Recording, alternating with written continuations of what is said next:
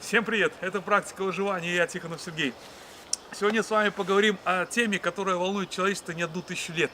Это разведение костра. Многие из вас сейчас скажут, да, это банально, уже все знают, но почему-то этот вопрос все равно поколение интересует из года в год, потому что подрастает новое поколение, которое тоже хочет научиться разводить костер в природных условиях. Что для этого надо? Хорошо, если лес сухой, если летом много сухих дров набрали. А что делать, если стоит весна, или дождь идет, или осень, или еще что чего? Так вот, давайте разберемся, как лучше развести костер в любую пору года. Первое, значит, нам нужны сухие тонкие дрова, так сказать, растопочка, хворост. Вот если вы находитесь в любом лесу, да, ищите мелкие веточки. А вот, слава богу, мы вот хвойный лес, такой смешанный лес, очень хорошо, очень хорошо. Это вот еловые нижние ветки. Вот обратите внимание, вот такие еловые ветки, наша задача сейчас насобирать. Приступаем.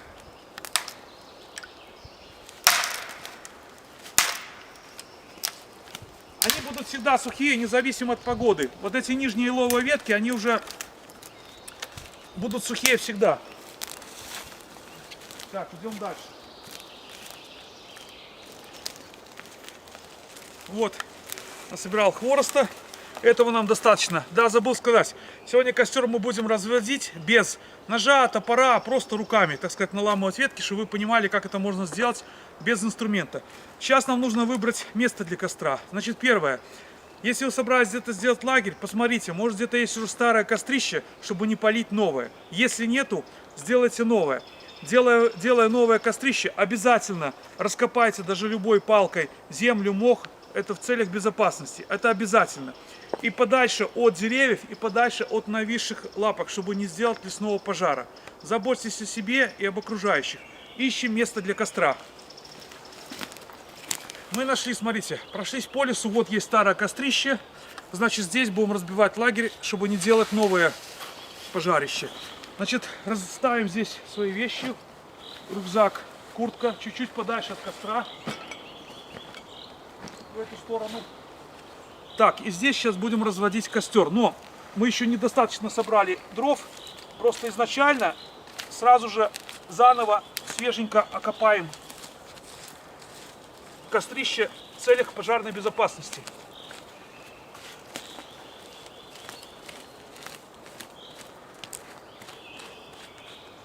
Вот таким вот образом любой палкой окапывается.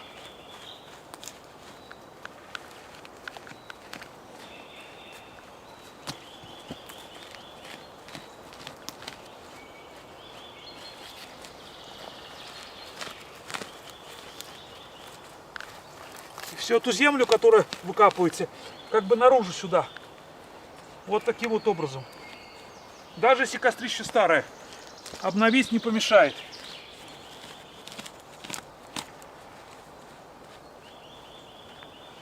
Все, здесь мы окопали. Сейчас наша задача насобирать дрова, ищем сухостой. Сухостой должен быть вертикально, не лежать ни в коем случае на земле. Найти сухостой, руками его наломать, сделать дрова и развести костер. Идем искать. Итак, вот мы нашли сухостой. Вот один, вот второй. Для костра, в принципе, нам этих будет дров достаточно. Сейчас наша задача их располовинить на куски. Каким это образом делается? Первое, если сухостой, допустим, тонкий, сначала обламываем ветки, чтобы они нам не мешали.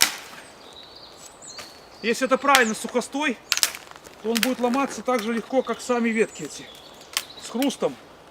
А если дерево сырое, оно не будет так хорошо ломаться, и оно вам не надо, вы с него костер не сделаете. Ищите сухое. Так, мы вот отломали ветки.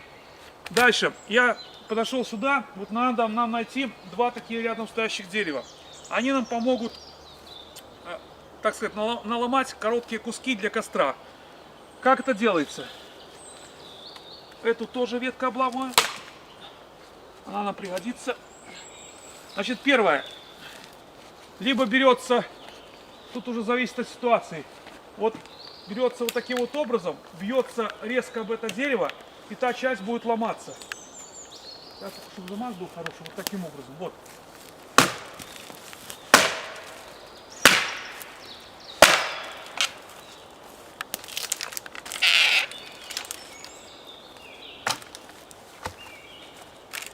Так что подлиннее.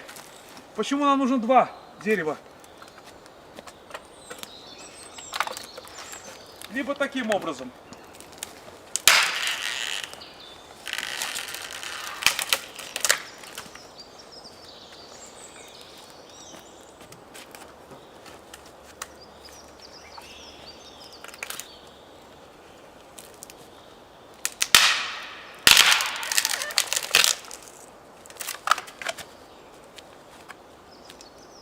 Вот, древесина сухая. Для костра самое то. Сейчас складываем костер. То, что будет костер перегорать, потом будет подкладывать. Сейчас все покажем. Вот эти дрова наломанные. Берем кострищу, несем. Начинаем растопку нашего костра.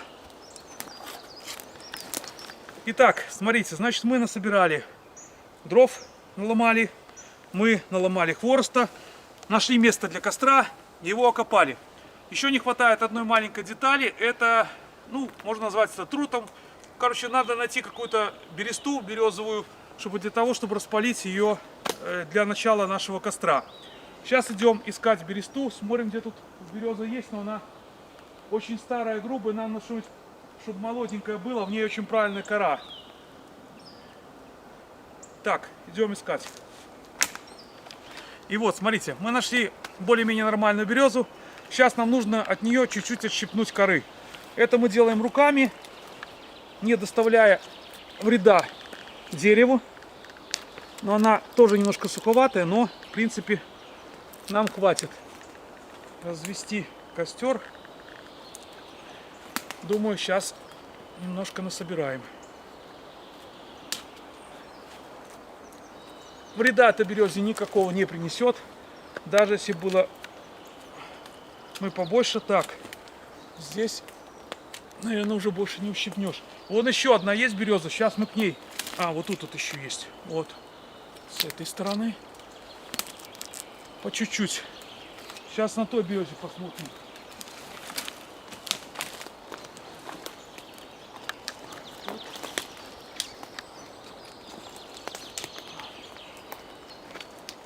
О! Здесь есть.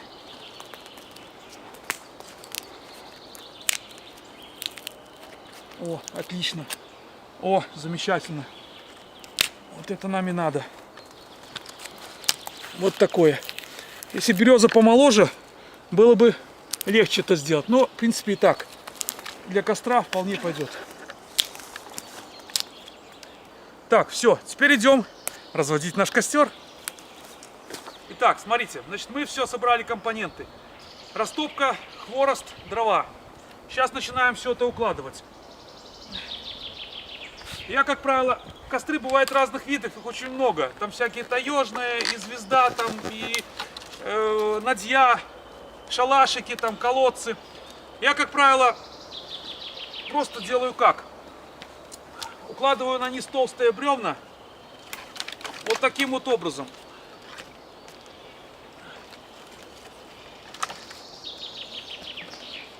Как-то вот так вот. Здесь я делаю растопку. Получается, что со всех сторон, если поддувать, будет доступ кислорода. И костер будет хорошо заниматься. Потом, когда уже загорятся все дрова и прогорит протопка, их можно будет сложить уже по-другому. Самое главное, чтобы были вот эти вот доступ кислорода. Сейчас раскладываем это все. Березовую бересту. Так, вот сюда.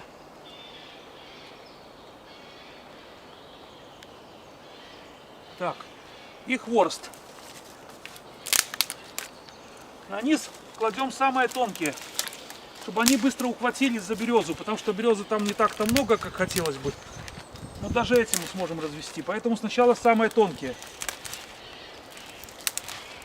Конечно, если у вас есть с собой бумага, это упрощает, но мы исходим из того, что якобы у нас ничего нет.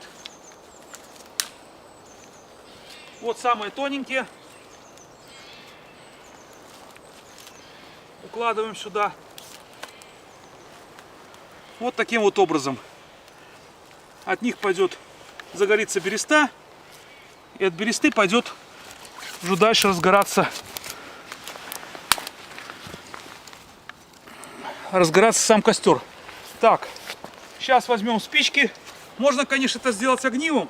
Я больше предпочитаю огниво, но уже если мы берем стандартное разведение костра, то, как правило, основная масса людей пользуется спичками. Поэтому мы не будем подходить к традиции и будем делать со спичками.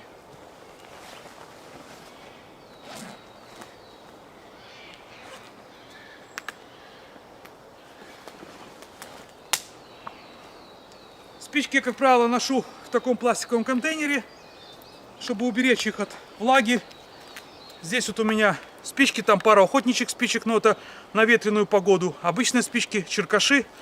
Сюда на низ, советую насыпать либо чуть-чуть соли, либо положить пакетик, вот, который идет в обуви. Который идет в обуви, чтобы вот убирать влагу. Поэтому я вам советую вот это то же самое сделать. Ваши спички, даже если вы открыли, идет дождь, сюда влага чуть-чуть попала, это все впитается, спички будут сухие. Значит так, сейчас достаем спички, начинаем разводить наш костер.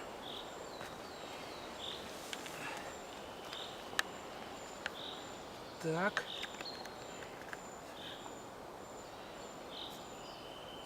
Черкаши достанем.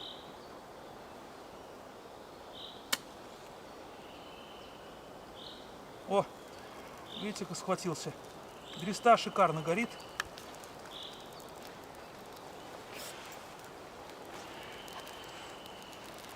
Береста горит просто прекрасно. Чуть-чуть подхватилась и пошла. Теперь сюда подкладываем более толстые ветки.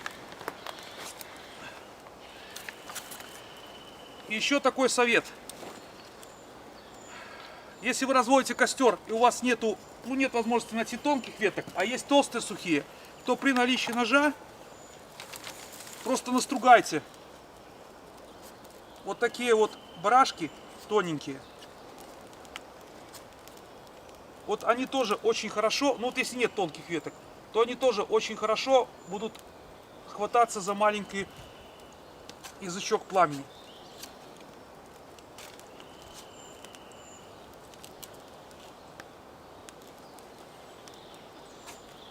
В нашем случае это не понадобилось, но это так, на всякий случай, маленькая вам подсказка, если кто о ней еще не знает.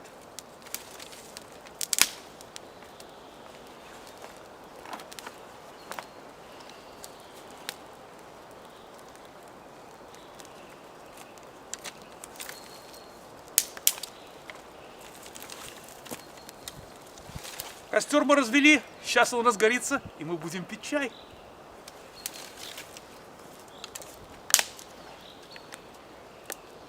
А вас не смею больше задерживать. Всем удачи, пишите, задавайте вопросы, с удовольствием ответим. Подписывайтесь на наш канал. Всем пока!